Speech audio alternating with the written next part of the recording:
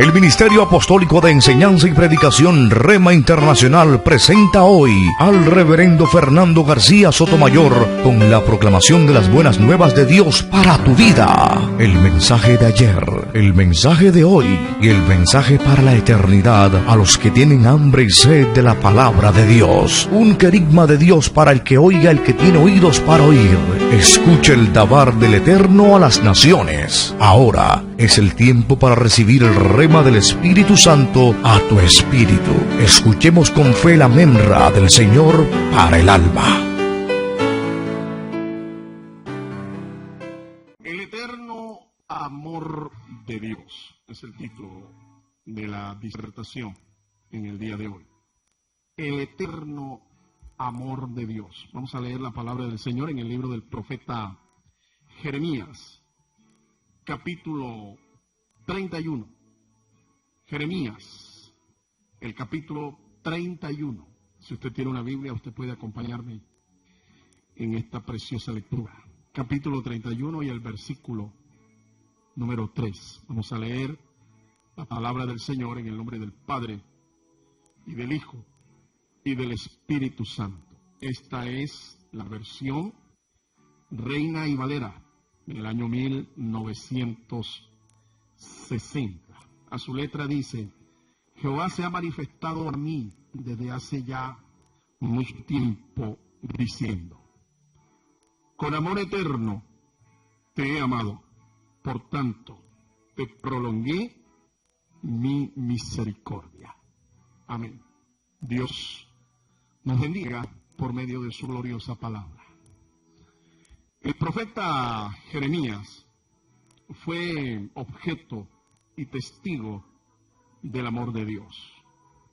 Fue también un profeta muy sufrido, muy perseguido. El mensaje que tenía Jeremías era un mensaje rechazado por su generación. Se parece al mensaje que hoy predicamos los siervos de Dios, en una generación que también rechaza el mensaje del Señor. Es indiferente al llamado del Señor. Jeremías logró vivir una situación como la que hoy se vive, en la que el pueblo no acepta al mensajero del Señor, el pueblo no acepta la palabra de Dios, la rechaza y consideran hasta enemigos y hasta medio raros aquellas personas que tenemos la tarea de proclamar el mensaje del Señor a las naciones. Las Escrituras nos dicen que a pesar de todo, a pesar del rechazo de su generación, de sus contemporáneos, del pueblo de Israel, a pesar de eso el Señor lo rodeó con su amor, lo rodeó con su misericordia. El Señor se le manifestó al profeta y le dijo las bendiciones que vendrían al pueblo por su misericordia. Entienda algo. Cuando nosotros estamos hablando del profeta Jeremías, estamos hablando de un profeta que duró 40 años predicando el mensaje del Señor, predicando el llamado de Dios hacia su pueblo para que se arrepintiera. ¿Y sabe usted cuántas personas se convirtieron al mensaje de Jeremías? No tenemos registro bíblico de que una sola persona se haya convertido al mensaje del profeta. Sin embargo, fue un hombre fiel al llamado del Señor. Fue un hombre que hizo lo que tenía que hacer. Él mismo muchas veces fue confrontado y cayó en estado de desánimo, en depresión. Y Dios tuvo que rodearlo, Dios tuvo que alentarlo, Dios tuvo que levantarlo nuevamente. Hoy vivimos en un tiempo en el que hay una especie de supuesto avivamiento en algunos lugares, en algunas naciones, en algunas ciudades de nuestro país inclusive. Pero este mensaje, aunque aparentemente es aceptado, es un mensaje que no compromete a los que lo reciben. Los predicadores de hoy anuncian un mensaje muy fácil, un mensaje sin sufrimiento, sin la carga de la cruz. Un mensaje barato, un mensaje sencillo, un mensaje que no condena el pecado, un un mensaje que tolera la impiedad, la falta de santidad, y no hay problema. Por supuesto, entonces, estos avivamientos que nosotros estamos viendo hoy no son el producto realmente de un pueblo que recibe el llamado de Dios y se arrepiente de corazón y se vuelve a Dios arrepentido, buscando convertirse genuinamente. Lo que vemos entonces son iglesias llenas de personas con un mensaje acomodado, un mensaje sin compromiso, un mensaje que condena el sufrimiento, un mensaje que no acepta el oprobio por causa del Señor. Entonces, esto no es avivamiento realmente. La conclusión es sencilla. Lo que nosotros estamos viendo hoy es crecimiento. Y yo hago un llamado a todos los pastores para que meditemos en esto. No necesariamente crecimiento es sinónimo de avivamiento. No necesariamente. Jeremías tuvo que luchar con este pueblo, con esta generación, pero fue un hombre fiel. En un mundo donde los valores espirituales están en crisis, es maravilloso poder hallar y disfrutar el amor de Dios. Vivimos hoy en un mundo que está en una auténtica crisis de valores morales, espirituales, familiares. Hoy la humanidad está alejándose cada vez más y más del Señor. El amor se ha enfriado, la maldad se ha multiplicado. Vamos a conocer las dimensiones eternales del amor de Dios. Ese amor que rodeó la vida del profeta Jeremías. Los teólogos llaman al profeta Jeremías el profeta llorón, porque fue un profeta que le tocó ver, obviamente como consecuencia de la rebeldía del pueblo de Dios, le tocó ver con sus ojos como un imperio, el imperio de los babilónicos, desoló prácticamente la ciudad de Jerusalén y el templo de Jerusalén en el año 586 antes de Cristo. Pero el profeta fue rodeado por el mismo Señor, lo rodeó con su amor. El profeta fue honrado siglos más tarde, en su ministerio fue honrado, al Jesús preguntar una vez a sus discípulos que quién decían los hombres que era el Hijo del Hombre. Y uno de los discípulos del Señor le contestó: algunos dicen que eres el profeta Jeremías, es decir, una especie de reencarnación del profeta Jeremías. Algunas personas en Israel, en los días de nuestro Señor Jesucristo, pensaban que él era el profeta Jeremías. De esa manera, pues, el nombre del profeta, el carácter del profeta y el ministerio del profeta Jeremías fue honrado al ser comparado con el ministerio del Mesías, nuestro Señor Jesucristo. A su nombre sea la gloria. Vamos a conocer entonces cuáles son las dimensiones de ese amor eterno, el amor de Dios. En primer lugar, el amor es la esencia de la misma naturaleza de Dios. Dios está hecho de este material, de esta esencia. Dios está hecho de amor. Dios es amor. Ahora, Dios no solo tiene amor, sino que Él mismo es amor. Su misma esencia, su misma naturaleza revela de qué está hecho y revela quién es Dios. Si nosotros pudiéramos tomarle una muestra médica al Señor de su sangre, ¿verdad? O una mezcla médica, una muestra médica de cualquiera de sus humores, suponiendo que Dios tuviera un cuerpo físico como el nuestro, ¿sabe qué arrojaría esa muestra médica? Esos análisis de esas muestras, de esos humores corporales, arrojarían que su esencia es puro amor, que está hecho de amor. Bendito componente, bendita naturaleza. Dios ha vivido en una eterna relación de amor. Antes que el hombre existiera, antes que el hombre fuera creado, antes inclusive de Dios crear a los ángeles, ya Dios existía como Padre, como Hijo, como Espíritu Santo. Y ellos estaban en una relación eterna, una relación de amor. El Padre amaba al Hijo, el Hijo amaba al Padre, el Padre amaba al Espíritu, el Espíritu amaba al Padre, el Hijo amaba al Espíritu y el Espíritu amaba al Hijo. Dios Padre, Dios Hijo, Dios Espíritu Santo, siempre han vivido en una eterna relación de amor. Por eso fue que San Pablo dijo, y ahora permanecen la fe, la esperanza y el amor. 3 virtudes de Dios, pero el apóstol dice, pero el mayor de todos ellos es el amor. ¿Sabe por qué? Porque es eterno, porque es la misma esencia de Dios, y Dios es eterno. Dios no tiene principio ni tiene fin. Es maravilloso ver cómo en una boda, en un matrimonio, cuando se van a hacer los votos mutuos, el esposo a la esposa y la esposa al esposo, se entrega como prenda un anillo. Y note usted que estos anillos generalmente son anillos de oro, generalmente. Y estos anillos expresan 2 realidades gloriosas. La primera, los anillos son redondos. Eso quiere decir que si usted le busca un principio y un fin al anillo, no se lo va a encontrar porque es redondo. No tiene principio ni tiene fin. Así es el amor que se deben profesar mutuamente los esposos. Es el amor de Dios.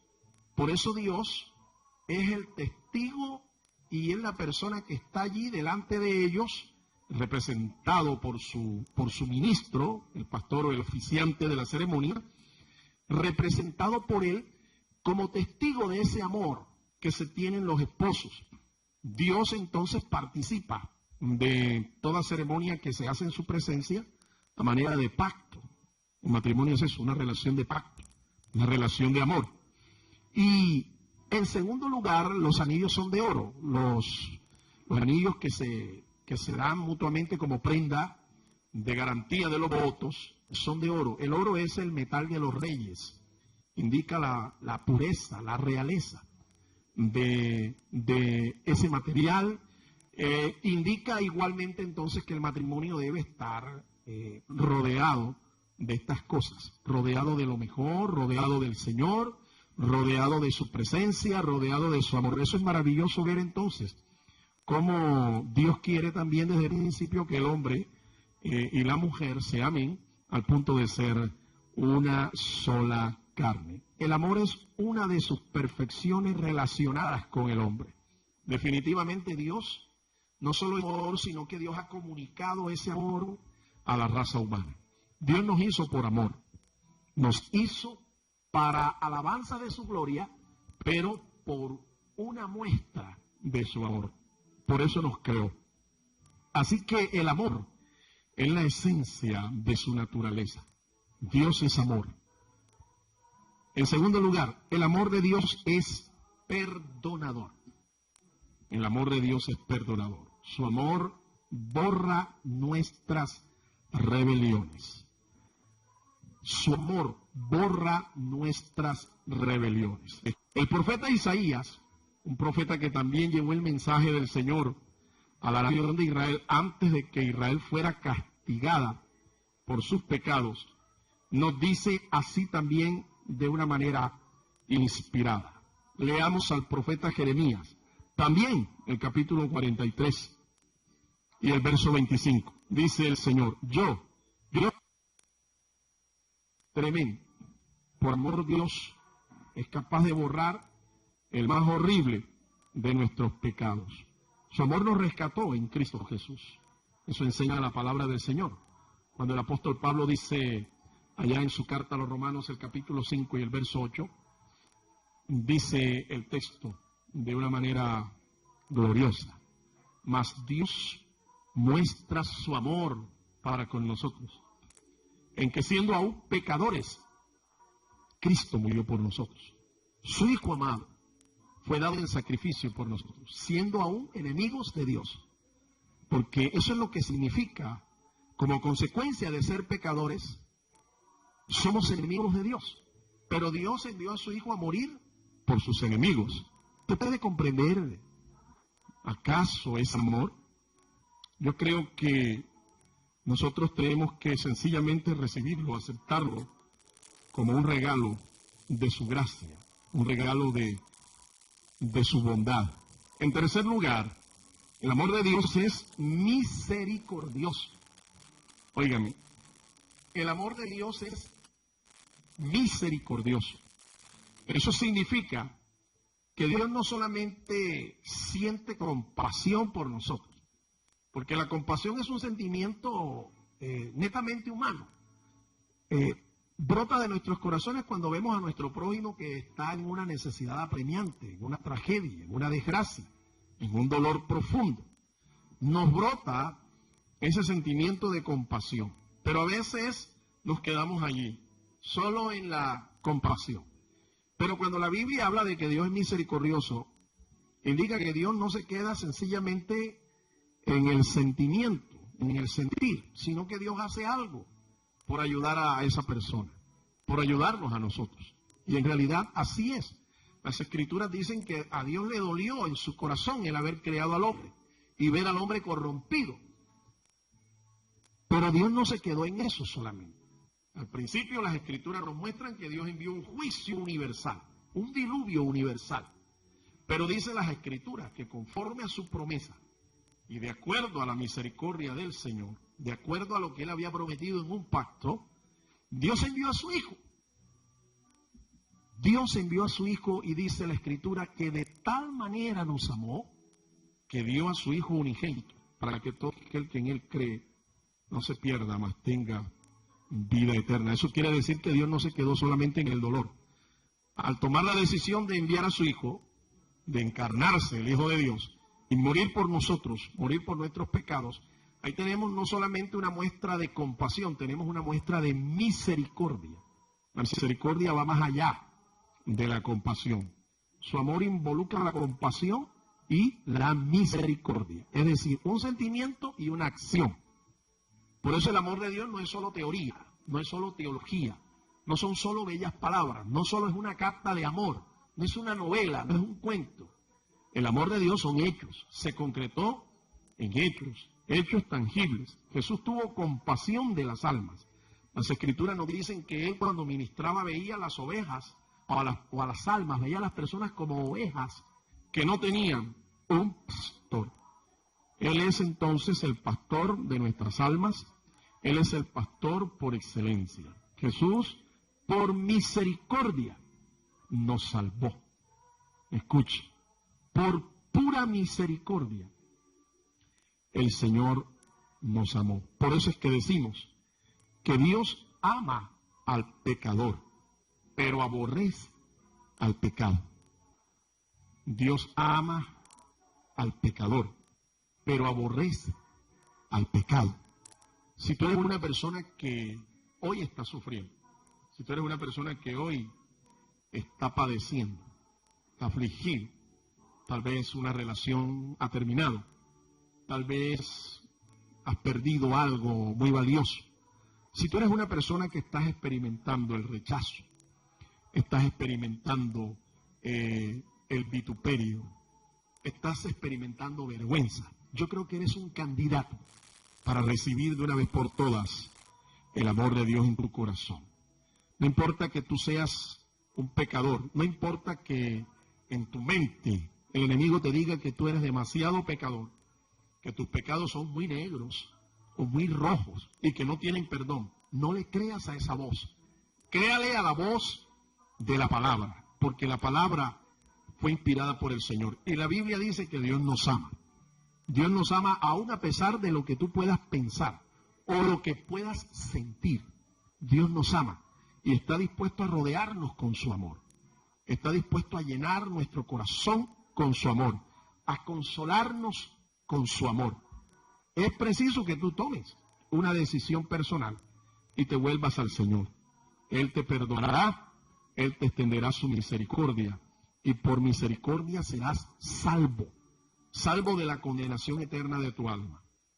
Salvo del poder del pecado. Serás salvo de la maldición a la que está sujeta esta tierra. Tú experimentarás el amor de Dios, pero tienes que recibirlo. En cuarto lugar, el amor de Dios es eterno. Su eternidad lo hace amarnos aún antes de haber nacido nosotros. Las Escrituras dicen que Él, desde la eternidad, diseñó el plan de salvación y desde la eternidad Jesucristo fue mirado y fue propuesto como el Cordero, un Cordero inmolado por nuestros pecados. Un Cordero sacrificado por nuestros pecados, desde la eternidad. Por eso cuando el hombre pecó allá en el huerto del Edén, a Dios no le sorprendió esto, ya Dios lo sabía. Dios conocía esto. Él no tuvo que correr a hacer el plan B, el plan C, no. Ya Dios sabía eso y se había propuesto un sacrificio en favor de la humanidad que estaba caída. Eso fue un rayo de esperanza entonces.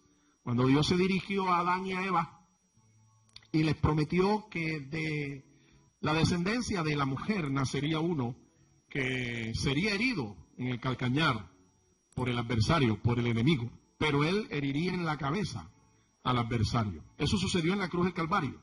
Jesús fue herido de muerte en la cruz, murió por nosotros, pero resucitó, venciendo a la muerte, quitándole la autoridad sobre la muerte a Satanás, que tenía el imperio de la muerte, y quitándole toda llave, toda autoridad. Ahora Jesucristo es el Señor de los que viven y también de los que mueren. Alabado sea el nombre del Señor. Su eternidad indica que la medida de su amor por nosotros no tiene límite. Óigame, no hay pecado que el amor de Dios no sea suficiente para cubrirlo y para perdonarlo. El amor de Dios es más grande que tu pecado. Así es que hoy te invito para que recibas al Señor. ¿Sabe? Es interesante cómo el amor del Señor permanece a pesar de que nosotros no vivamos a la altura de ese amor. Dios espera que los que somos sus hijos seamos recíprocos y que le amemos a Él con la misma intensidad y la misma calidad de amor que Él nos ama. Eso fue lo que ocurrió con Pedro, el apóstol del Señor, cuando Jesús murió y resucitó. Pedro, recuerden ustedes que había negado a Jesús en 3 ocasiones. La tercera vez lo hizo hasta con maldición y juramento. Una cuestión que era una blasfemia entre los judíos. Y el Señor le preguntó a Pedro en 3 ocasiones que si lo amaba, después que resucitó. Recuerden que él le negó y confesó abiertamente que él no le conocía. Pero finalmente el Señor le restauró. Finalmente el Señor le reconfirmó su amor. Se cuenta en la tradición cristiana que siglos después el apóstol Pedro llegó a ser uno de los apóstoles de la iglesia primitiva, de la iglesia de Jerusalén. Y en un tiempo de persecución, las Escrituras, o mejor, la tradición nos muestra que el apóstol Pedro, al igual que muchos de los cristianos, la mayoría de los cristianos estaban siendo perseguidos, huyeron de Jerusalén, esparcidos por todo el imperio, llevando el mensaje. El apóstol Pedro también se dispuso secretamente a huir.